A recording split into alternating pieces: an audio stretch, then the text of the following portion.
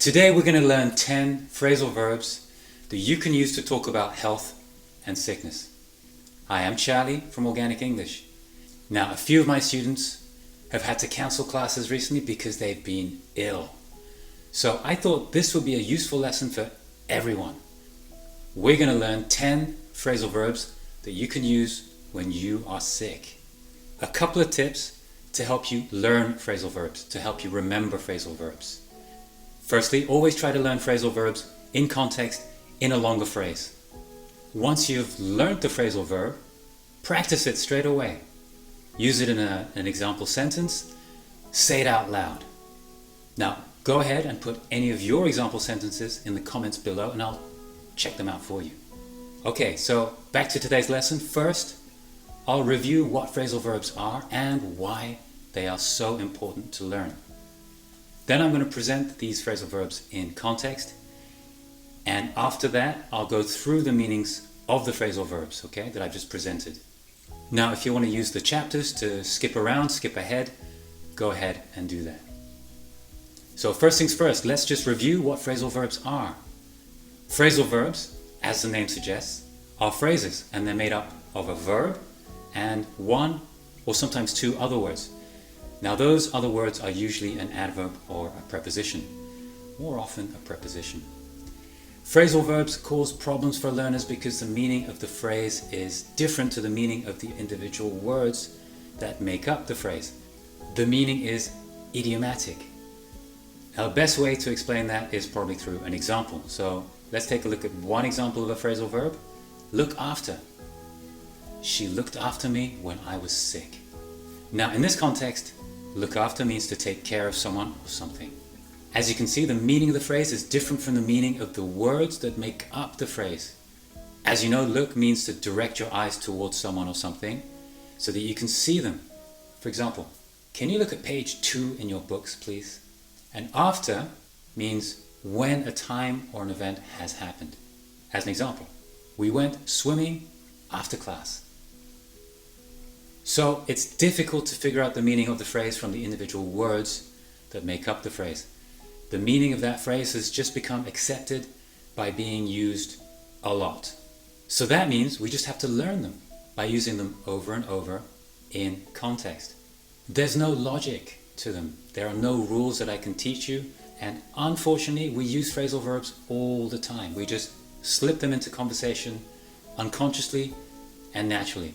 And you might misunderstand what someone is saying if you don't know or recognize that phrase, that phrasal verb. That's why they're so important to you as an English learner.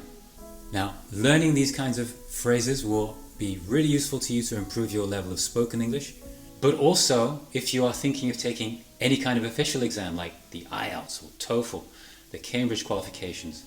All these kinds of exams reward you for using idiomatic language naturally. Okay, so here are those 10 phrasal verbs in a monologue, in context. I feel as if I'm coming down with something. I'm fighting off a sore throat and my nose is constantly blocked up. My glands have swollen up, and if I try to eat anything, I feel as if I'm going to throw up. I got it from my son. He picked it up at preschool, I'm sure. I need to shake it off. I have so much work to do. I can't afford to be absent from work. But my boss, she was in a much worse situation. She passed out while driving and crashed her car. She had to have emergency surgery. Fortunately, she pulled through and she is more or less recovered now. But no sooner was she out of the hospital than her grandfather passed away. Alright, pretty sad story, but let's go through that line by line and look at the phrasal verbs in context. Number 1, I feel as if I'm coming down with something. Come down with something. This means to get an illness. For example, I came down with the flu at Christmas. Number 2, I'm fighting off a sore throat.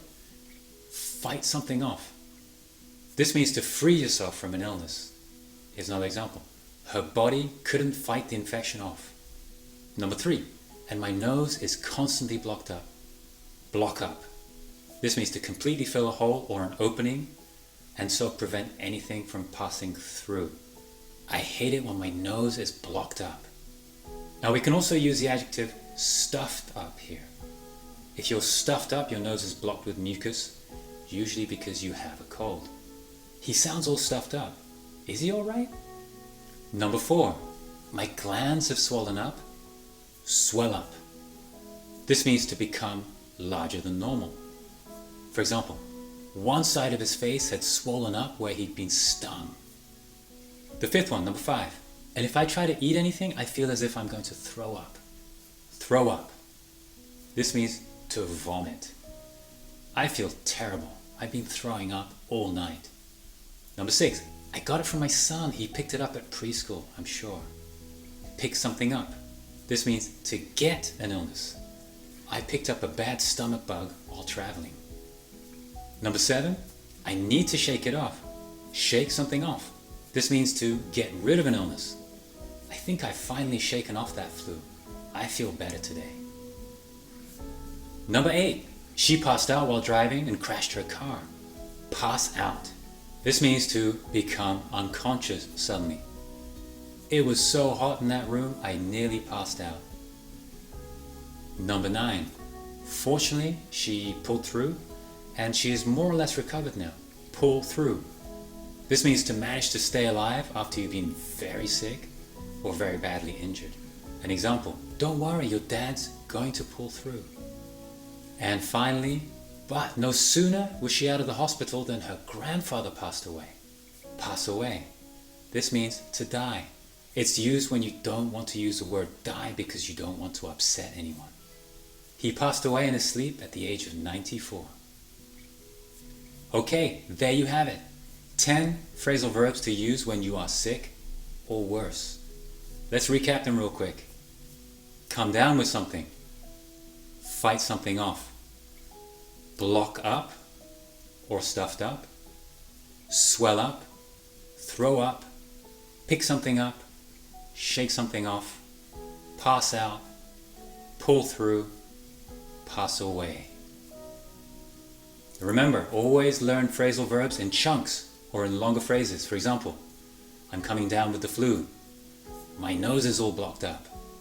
She's fighting off a cold. Once you have learned a phrasal verb, practice it in a sentence. Use it and say it out loud. This way it will stick in your memory. Go ahead, feel free to put any of your example sentences in the comments below and I'll take a look at them for you.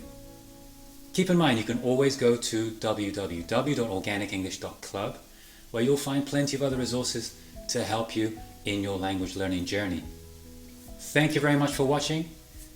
Go out and practice your phrasal verbs and stay well.